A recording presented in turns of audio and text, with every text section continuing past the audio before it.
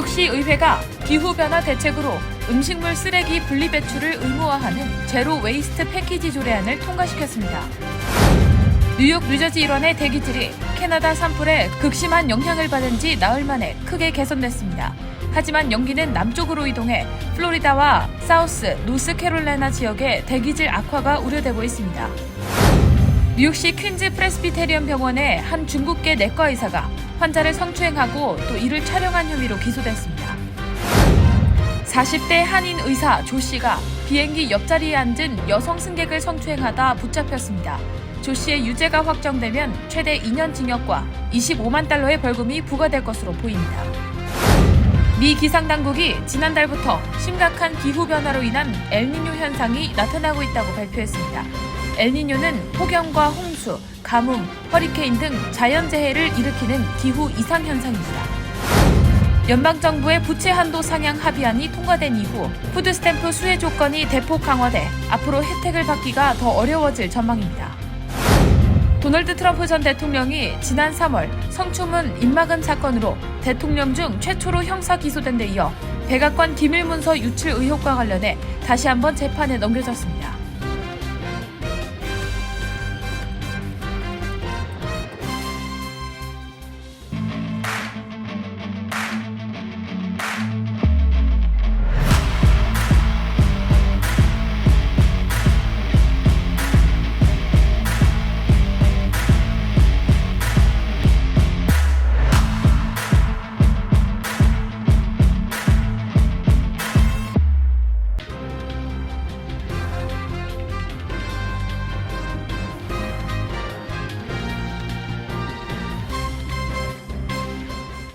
여러분 안녕하십니까? KBTV 뉴스9 이창원입니다. 뉴욕시가 기후변화 대책으로 음식물 쓰레기 분리수거를 의무화합니다.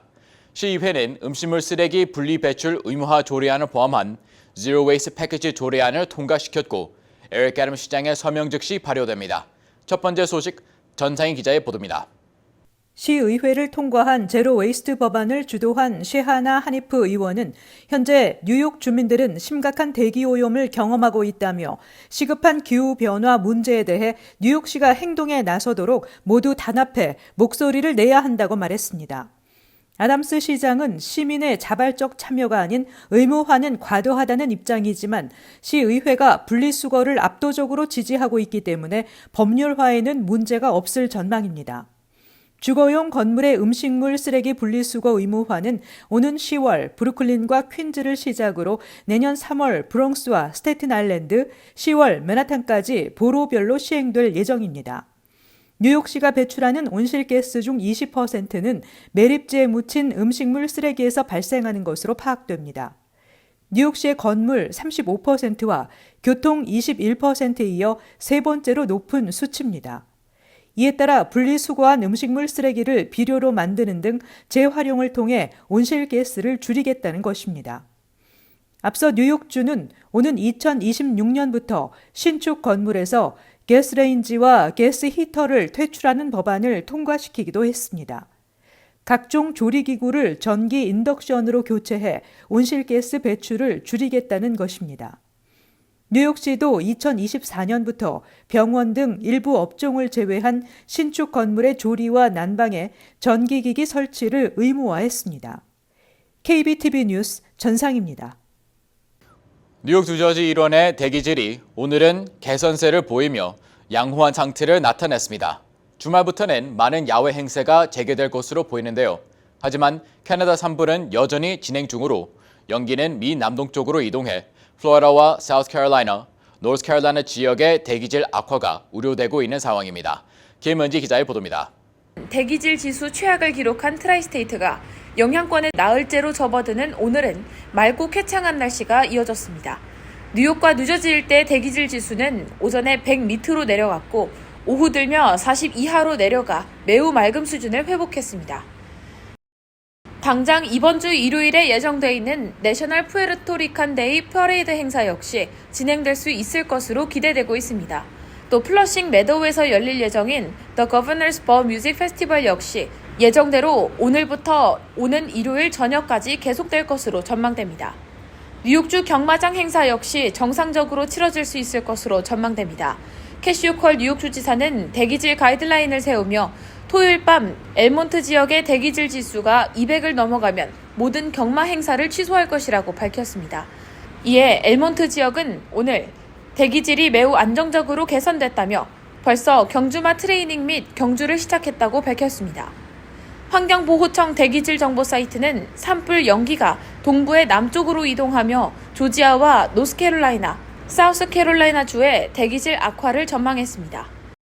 현재 캐나다 퀘벡 및 온타리오 지역에서 여전히 100개 이상의 산불이 진행 중인 상황입니다.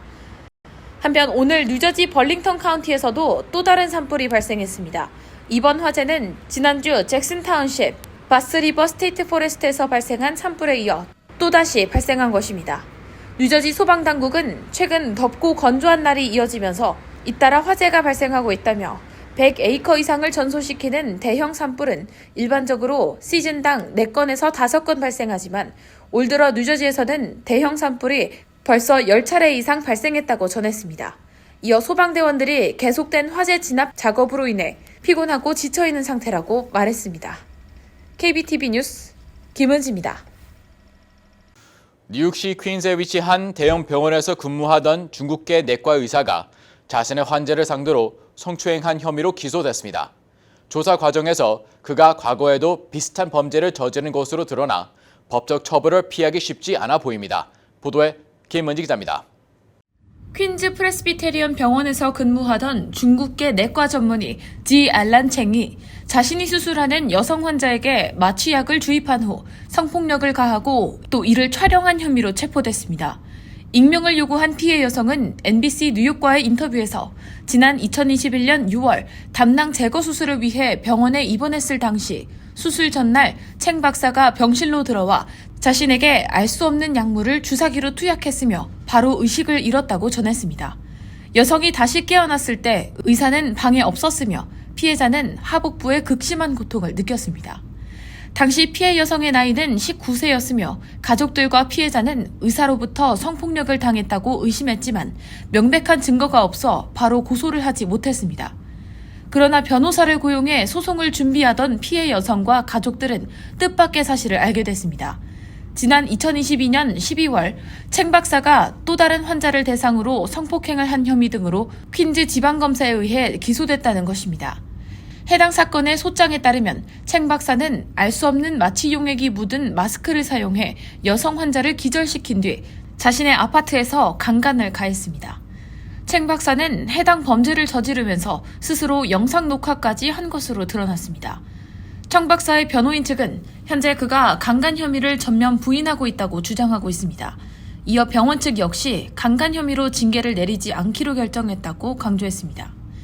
이번 사건을 담당한 피해 여성의 변호사 니콜라스 라이아카스는 당시 피해자와 가족들이 증거 불충분으로 병원에 적극적인 대응을 하지 못했음에도 병원에서는 CCTV 영상을 확보하고 환자가 위치한 곳에 카드키 접근 명부를 확인하는가 하면 성범죄 전문 사회복지사팀을 배정했다고 설명하면서 이는 병원에서도 챙 박사의 성범죄 가능성을 염두에 두고 있었음을 추정할 수 있다고 덧붙였습니다. 이어 퀸즈 프레스비테리언 병원 측에서 환자가 성폭행을 당하고 있다는 정황을 인지하고 있음에도 불구하고 즉각 조처를 하지 않은 것이 밝혀지면 병원은 그에 따른 법적 책임을 감수해야 할 것이라고 강조했습니다. 피해 여성은 산부인과 관련 진료 및 검사를 거부한 상태이며 챙 박사는 지난 2022년 12월 강간 혐의 등으로 기소된 이후 병원에서 해고됐고 현재 라이커스 아일랜드 수감소에서 보석금 없이 재판을 기다리고 있습니다. 뉴욕 프레스비테리언 병원 측은 해당 사건에 대한 질문에 답변을 거부한 상태입니다. 병원 측은 다만 서한을 통해 한 개인이 저지른 극악무도한 범죄에 비열함과 배신감을 느낀다며 희생자 및 가족에게 깊은 유감을 표한다고 전했습니다. KBTV 뉴스 김은지입니다. 타주에 사는 여자친구에게 청혼하러 가기 위해 비행기에 올라탄 한인 의사 조 씨가 자신의 옆자리에 앉은 낯선 여성을 성추행하다가 붙잡혔습니다. 조 씨는 성추행 혐의를 강경하게 부인하다 거짓말 탐지기 조사를 받은 이후 결국 인정했는데요. 최대 2년의 징역형과 25만 달러의 벌금이 부과될 전망입니다. 계속해서 김은지 기자의 보도입니다. 조지아 출신 48세 신장내과 전문의인 조남직 씨는 지난 3월 메인주에 사는 여자친구에게 프로포즈를 하기 위해 애틀랜타 공항에서 포틀랜드로 향하는 델타 항공기에 올라탔습니다.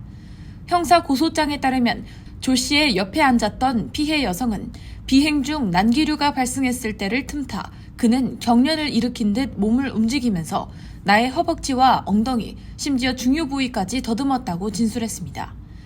또 비행기가 착륙한 직후부터 갑자기 잠든 것처럼 보이면서 계속 내 좌석 쪽으로 몸을 기대고 있었다고 주장했습니다. 연방수사국 FBI는 피해 여성 승객의 신고를 받고 수사에 돌입해 이틀 뒤 애틀랜타로 다시 돌아가려던 조 씨를 포틀랜드 공항에서 검거했습니다. 조 씨는 현장에서 여성이 거짓 진술을 하고 있다고 맞서며 혐의를 부인했습니다. 그는 옆자리 여성과 이야기를 나눴다고 반박하며 본인이 현직 의사이고 메인주에 사는 여자친구에게 청혼하기 위해 방문했다고 말했습니다. 진술서에서 조 씨는 잠에서 깨보니 내 몸이 옆 승객 쪽으로 치우쳐 있었다며 접촉은 있었지만 성추행은 아니었다고 주장했습니다. 이에 조 씨는 거짓말 탐지기 조사를 받았고 결국 자신의 행동을 인정했지만 난기류 때 흔들리는 비행기 속에서 몸을 지탱하기 위해 기댄 것이었으며 안경을 벗은 상태에서 기내가 어둡기까지 해 손이 미끄러진 것이지 성적인 의도는 아니었다고 주장을 바꿨습니다. 연방수사당국은 조 씨가 고의로 성적 접촉을 했다고 믿을 만한 충분한 근거가 있다고 보고했으며 메인주 검찰은 조 씨에게 지난 1일 소환장을 발부해 어제 법원에 출석할 것을 명령했습니다. 조 씨의 유죄가 확정되면 그는 최대 2년의 징역형과 25만 달러의 벌금이 부과될 수 있습니다. KBTV 뉴스 김은지입니다. 기후변화가 폭염과 홍수, 가뭄 등의 주범으로 지목되고 있는 가운데 기후변화로 인한 엘니뇨 현상이 지난달부터 나타나기 시작했다고 미 기상당국이 발표했습니다. 보도에 강전미 기자입니다. 기후예측센터는 엘니뇨 조건이 현재 존재하며 이는 내년 겨울까지 점차 강해질 것으로 예상된다며 엘니뇨 주의보를 발령했습니다. 엘니뇨는 적도 지역 태평양 동쪽의 해수면 온도가 비정상적으로 높아지는 현상으로 그동안 이런 현상이 나타날 때마다 지구 곳곳에서 폭염과 홍수, 가뭄, 허리케인 등 자연재해가 일어난 바 있습니다. CPC는 지난달 적도 지역 태평양 전역에서 해수면 온도가 예년 평균보다 0.5도 이상 높은 상태가 지속됐고 지난주에는 평균보다 0.8도 이상 높은 수치가 측정돼 이례적인 온도 상승이 계속되고 있다고 전했습니다. 기후학자들은 이런 데이터를 바탕으로 엘니뇨가 올 겨울까지 계속될 것으로 보면서 강력한 사건으로 심화할 가능성을 56%로 그보다는 온건한 수준이 될 가능성을 약 84%로 예상했습니다. 적도 부근에서 태평양 동쪽의 해수면 온도가 따뜻해지면 동쪽에서 부는 무역풍이 약해지면서 정상적인 대류 현상이 일어나지 않고 태평양 중부와 동부의 대류가 집중돼 이 지역의 바다와 대기 온도가 더 따뜻해지는 악순환이 일어나게 됩니다. 이는 또 대기 상층의 제트기류 흐름에 영향을 주는데 겨울에 북태평양 제트기류가 확장하면 미국 남부를 가로지르면서 더 많은 폭풍우를 몰고 오고 북미 지역 북부에는 더 따뜻한 공기를 가져온다고 학자들은 설명했습니다. 엘니뇨와 온실가스 효과가 동시에 나타난 2016년이 기록상 지구가 가장 더웠던 해였는데 다시 엘니뇨가 도래하면서 이와 비슷하거나 더 심각한 현상이 나타날 수 있다고 전문가들은 우려하고 있습니다. 전문가들은 강력한 엘니뇨가 사탕수수와 커피 등 농작물 재배와 식품 생산에 영향을 줄 것으로 보고 있습니다. 엘니뇨 보고서가 나온 직후 이제 미 금융시장에서 설탕과 커피의 선물 가격이 급등했다고 로이터는 전했습니다. KBTV 뉴스 강정민입니다. 앞으로 푸드스탬프 혜택을 받기가 더 어려워질 전망입니다. 연방정부 부채 한도 상향 합의안이 연방의회를 통과하고 바이든 대통령의 서명을 받아 법적 효력을 얻게 됨에 따라 푸드스탬프 수혜 조건이 대폭 강화됐습니다. 전창희 기자의 보도입니다. 공화당은 합의 내용에 부채 한도를 2년간 인상하는 대가로 푸드스탬프와 빈곤 가정을 위한 임시 지원 프로그램에 대해 노동 조건을 포함시켰습니다.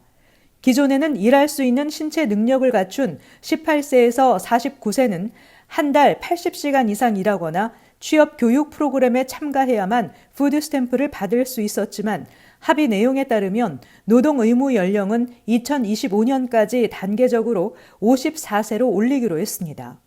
부양 가족이 없는 50세에서 52세까지 성인들은 10월부터 적용됩니다.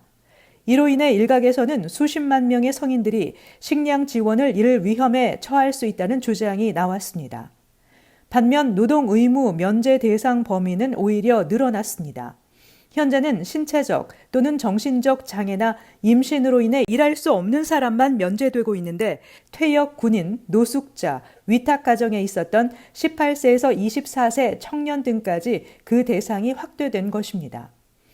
이런 가운데 자녀가 있는 저소득 가구에 현금 혜택을 제공하는 임시 지원 프로그램의 노동 조건도 강화됩니다.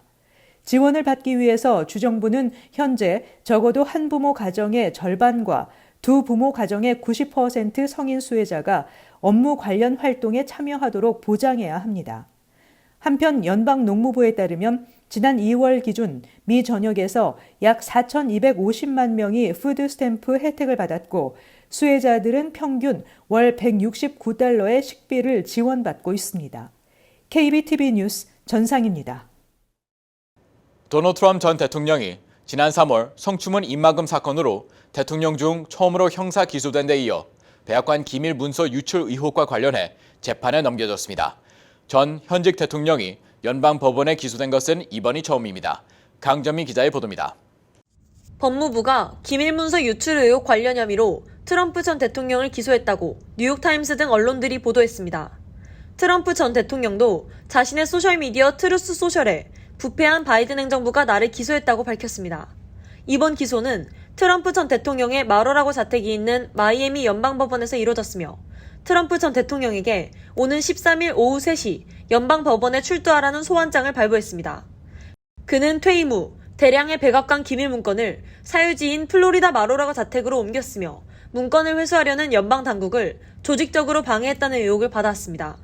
언론은 트럼프 전 대통령에게 스파이 방지법 위반과 사법 방해, 기록 인멸 및 위조, 공모, 허위 진술 등 7개의 범죄 혐의가 적용됐다고 전했습니다.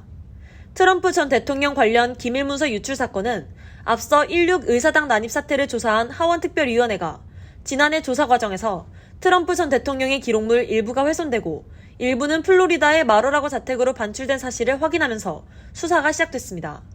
대배심은 지난해 5월 트럼프 전 대통령이 백악관 밖으로 가져나간 모든 기밀문서를 반환하라는 내용의 소환장을 발부했고 2달 뒤 연방수사국이 마로라고 자택을 압수수색했습니다. 이번 기소로 트럼프 전 대통령은 전직 미국 대통령으로서 성추문 입막음 돈 지급 사건에 이어 추가로 형사재판을 받게 됐습니다. 내년 대선을 앞두고 여론조사에서 트럼프 전 대통령이 공화당 후보 중 선두를 유지하는 가운데 이뤄진 추가 기소여서 정치적 파장도 클 전망입니다. KBTV 뉴스 강정민입니다. 대기질 정보 사이트 에어나우에 따르면 캐나다 산불 연기는 오늘 남부 지역 캐롤라이나와 조지아, 텍사스, 오클라호마주로 이동했습니다. 북동부 지역 대부분은 보통 수준의 대기질을 회복했습니다. 캐나다 산불이 꺼지지 않는 한 미국은 당분간 산불 연기와 미세먼지의 영향권에서 벗어나지 못할 것이라는 예측이 나오고 있습니다. 유나이티드 항공과 아메리칸 항공은 어제와 오늘 뉴욕, 펜실베니아, 워싱턴 DC, 오하이오, 버지니아 등으로 가는 항공편을 재예약하는 고객들에게 수수료를 면제해준다고 밝혔습니다. 뉴욕타임즈는 캐나다 산불 연기가 북유럽, 노르웨이 상공까지 미칠 것으로 예상된다고 보도했습니다. 뱅크레이트가 최근 소비자를 대상으로 한 설문조사 결과에 따르면 3명 중 2명 꼴인 66%가 팁에 대해 최소 한 가지 이상의 불만을 갖고 있었습니다. 전문가들은 최근 테이크아웃 등 기존에 팁이 없었던 업소들까지 팁을 요구하면서 고물가에 생활비를 아껴야 하는 소비자들의 불만이 커지고 있다고 설명했습니다. 소비자들의 불만이 가장 큰 항목은 태블릿 결제 스크린에서 자동으로 팁을 요구하는 팁 시스템이었습니다. 전체의 32%가 매우 부정적인 모습을 보였습니다. 또 응답자의 18%는 자동으로 팁을 요구할 때 팁을 더 적게 내거나 아예 내지 않는다고 답했습니다. 팁 문화가 선을 넘었다고 답한 이들은 30%에 달했습니다. 팁에 대한 피로감이나 거부감 확산은 식당을 포함해 다른 업계로도 번지면서 팁을 주는 비율이 감소하는 추세를 보이고 있습니다. 뉴욕주 의회에서 노예를 조상으로 둔 후손에게 배상금 지불 절차를 수행하기 위한 특별위원회를 만들어야 한다는 법안이 통과됐습니다. 흑인 최초로 하원 의장직을 수행하고 있는 칼 헤이스티 의원은 노예제도의 피해를 받은 뉴욕 주민들에 대한 금전적 보상을 체계적으로 마련할 위원회 임원 3명을 주지사와 상의해 임명할 것이라고 밝혔습니다. 노예제도의 피해를 입은 흑인 후손들에게 얼마의 배상금 지급이 결정될지는 추후 결성되는 주특별위원회가 산정할 예정이며 이와 유사한 조직이 뉴저지주와 버먼트주에서도 꾸려질 움직임을 보이고 있습니다. 국무부가 발표한 7월 영주권 문호에 따르면 가족 이민 비자 발급 우선 일자는 4순위를 제외하고 모두 동결됐습니다. 가족이민 4순위의 경우 비자 발급 우선 일자가 기존 2007년 4월 8일에서 2007년 4월 22일로 2주 진전됐습니다. 가족이민 1, 3, 4순위의 접수 가능 우선 일자는 소폭 진전했습니다. 2A 순위와 2B 순위의 접수 가능 우선 일자는 모두 동결됐습니다. 취업 이민의 경우 비자 발급, 접수 가능 우선 일자가 대부분 동결된 가운데 3순위 숙련직 부문의 비자 발급 우선 일자는 4개월이 밀렸습니다. 한편 취업 이민 1순위와 5순위 비자 발급 우선 일자와 접수 가능 우선 일자는 모두 오픈 상태를 유지했습니다. 잠시 후 커뮤니티 브리핑을 전해드립니다.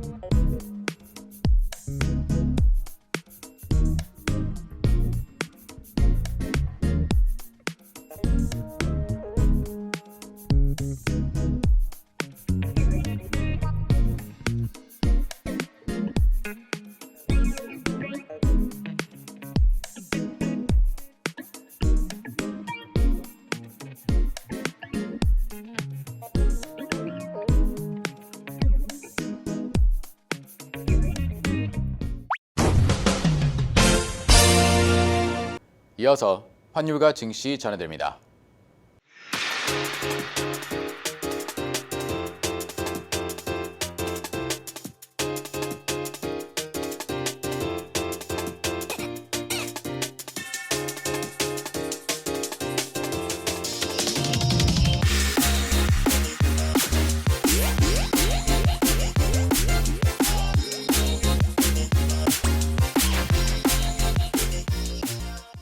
잠시 후 뉴욕과 뉴저지 날씨 전해드립니다.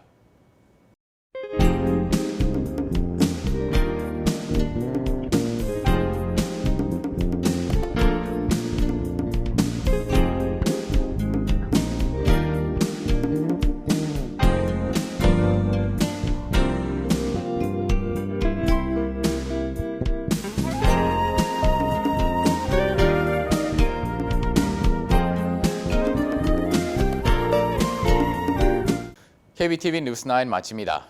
오늘도 시청해주셔서 감사합니다. 편안한 밤 보내시기 바랍니다.